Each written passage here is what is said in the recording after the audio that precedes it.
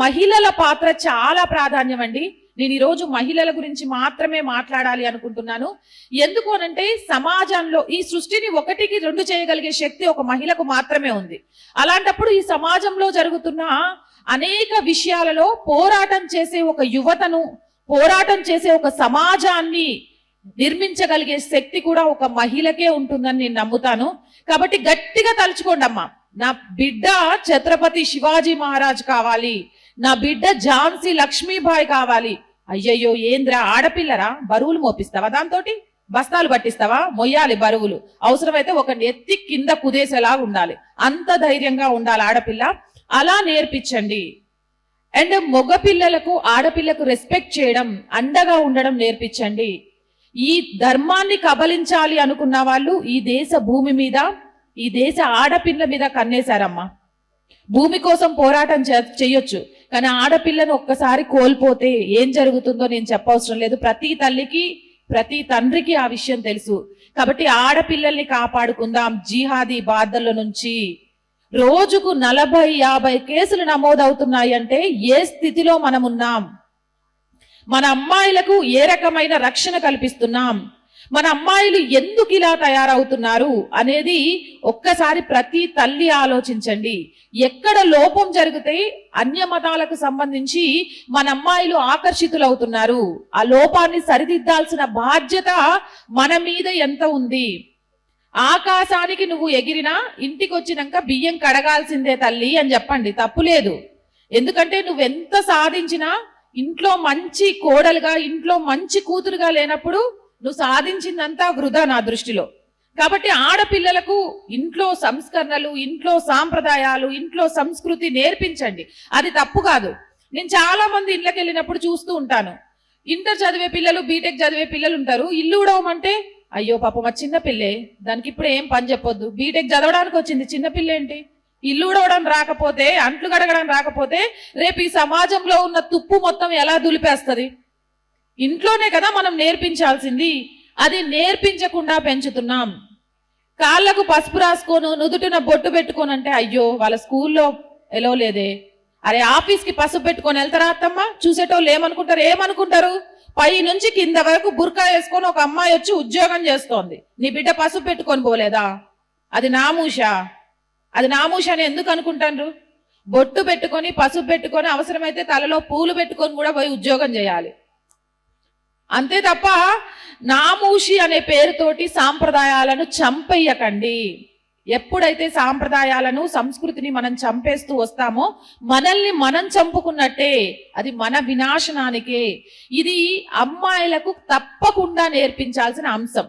ఇంకొకటి, దీనితో పాటు ఆడపిల్లలకు తమని తాము రక్షించుకునే అనేక రకాల విద్యలు నేర్పించండి. ఇప్పుడు సమ్మర్ క్యాంప్స్ ఉంటాయి, దుర్గావాహిని లాంటివి, అలాగే మిగిలిన వాళ్ళు కూడా కత్తి సాము, కర్ర సాము ఇలాంటివన్నీ నేర్పిస్తారు.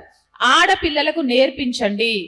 ఎవడైనా నీ వైపు చూడాలి అంటే భయపడేలాగా ఉండాలి అని నేర్పించండి. భయపడుతూ అన్నకు చెప్పు, నాన్న నీ ఎమ్మటొస్తాడు, లేకపోతే తమ్ముడిని తీసుకొని వెళ్ళు అనే విషయాల్ని అలవాటు చేయకండి. అండ్ ఇక్కడ చాలా మంది అమ్మాయిలు కూడా ఉన్నారు కాబట్టి చెప్తున్నాను. అమ్మాయిలు ఏం ఫీల్ అవుతారంటే, సాయంత్రం పూట ఏదైనా తీసుకోవడానికి బయటకు వెళ్తుందంటే, అరే తమ్ముడిని తోడు తీసుకెళ్ళు, అన్నం తోడు తీసుకెళ్ళు అనగానే, ఛీ మా అమ్మ మా నాన్నకి నా మీద నమ్మకం లేదు చూడు, ఎవరినో ఒకళ్ళని తోడు తీసుకొని వెళ్ళమంటారు అంటే అంత నేను చాతగాని దాన్ని అని ఫీల్ అవుతుంటారు. అమ్మ విఐపీలకే బాడీ గార్డ్స్ ఉంటారు, ఆ ఇంటికి మీరు విఐపీలు, అందుకే మీకు బాడీ గార్డ్స్ ఉన్నారు. బంగారం ఎంత విలువైంది అంటే పెట్టెలో పెట్టి తాళం వేసుకొని దాచిపెడతాం, అంత విలువైన వాళ్ళు మీరు.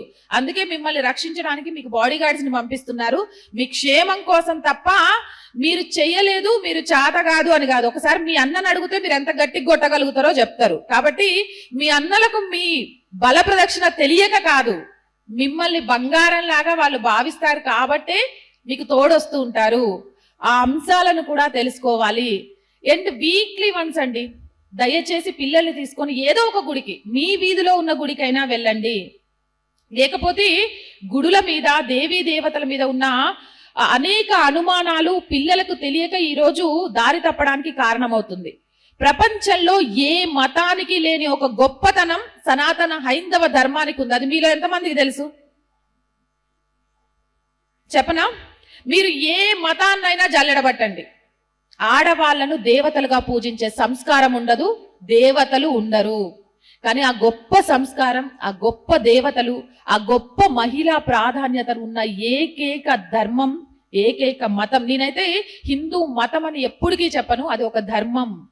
అంత గొప్ప ధర్మంలో పుట్టాలంటే ఎన్నో జన్మల పుణ్యం చేసి ఉండాలి. ఆ పుణ్యం చేశాం కాబట్టి ఈరోజు హిందువులుగా పుట్టాం. మరి పుట్టినందుకు హిందువులు అంటే ఏంటి అనేది నిరూపించాల్సిన సమయం ఆసన్నమైంది. ఆ సమయానికి ప్రతి ఒక్కరం కూడా సిద్ధంగా ఉండాలి. మనం ఓర్పులో సీతాదేవిలం, అలాగే భర్త మూర్చబోయినప్పుడు యుద్ధం చేసే సత్యభామలం, శక్తిలో అపరకాలిలం. ఏ రకంగానైనా సరే 10,000 తీసుకొచ్చి భర్త ఇంట్లో ఇస్తే ఆ 10,000తో మనకు సంసారాన్ని ఎల్లదీయడం తెలుసు. 25,000 తీసుకొచ్చి భర్త మనకిస్తే ఆ 25,000తో సంసారాన్ని ఎల్లదీయడం తెలుసు. భర్తకు ఒక 2 నెలలు ఉద్యోగం పోయినా జీతం లేకుండా కుటుంబాన్ని వెల్లదీయడం మనకు తెలుసు. ఇన్ని తెలిసిన మనం సమాజంలో హైందవ ధర్మం కోసం మన పిల్లల్ని ఎలా తయారు చేయాలో తెలీదా? తెలుసా లేదా? మరి ఎంతమంది పాటిస్తున్నారు దాన్ని?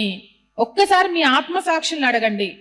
మీ గుండెల మీద చేసుకొని, ఎస్, రేపు నా దేశానికి ఏమన్నా అవుతే, నా ధర్మానికి ఏమన్నా అవుతే, నా పిల్లల్ని దానికోసం నేను సిద్ధంగా ఉంచానా లేదా? అలా సిద్ధంగా ఉంచానని మీ గుండె చెప్పింది అనుకో, మీకంటే గొప్ప తల్లులు లేరు, మీరందరూ జిజియాబాయిలే. ఒకవేళ అలా సమాధానం చెప్పలేదు అనుకోండి, రేపటి నుంచి అలా తయారవ్వడానికి ముందు మీరు సిద్ధంగండి. మీరు సిద్ధమైన తర్వాతనే మీ కుటుంబాన్ని సిద్ధం చేయగలుగుతారు, మీ పిల్లల్ని సిద్ధం చేయగలుగుతారు. కాబట్టి ఫస్ట్ మీరు సిద్ధం అవ్వండి.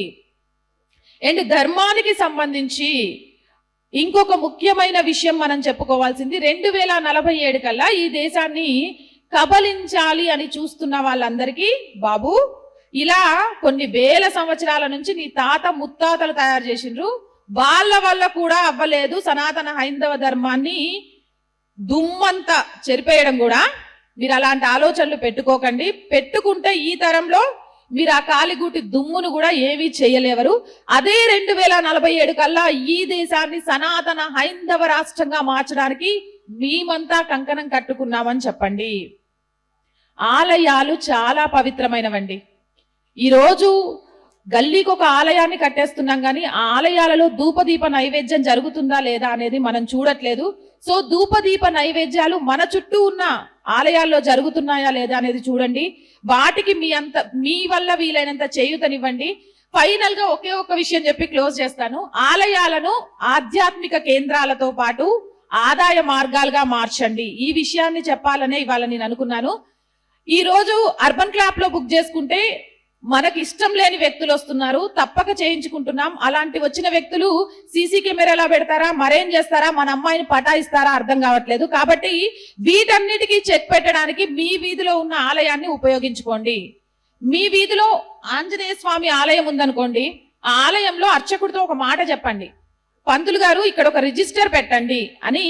మీ వీధిలో ఉన్న carpenter number, Hindu carpenter number, మీ వీధిలో ఉన్న హిందూ ఎలక్ట్రీషియన్ నెంబర్, మీ వీధిలో ఉన్న హిందూ బ్యూటీషియన్ నెంబర్, అంటే కుల వృత్తులు ఏవేవైతే ఉన్నాయో ఆ కుల వృత్తులు బిజినెస్ చేసే వాళ్ళ నెంబర్స్ ఆ రిజిస్టర్ లో రాయమని చెప్పండి. మీకు అవసరమైతే అక్కడికి వెళ్ళి హిందూకే ఉపాధి ఇవ్వండి.